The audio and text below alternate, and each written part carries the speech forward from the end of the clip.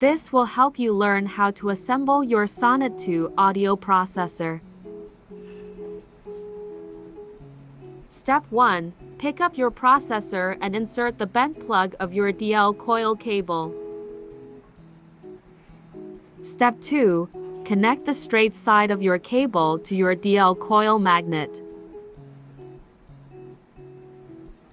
Step 3. Cover the magnet with the DL coil cover.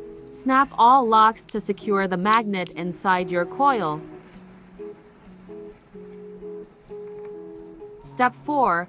Hang the back side of your battery pack to the rear hook and clip it on the front hook of the processor.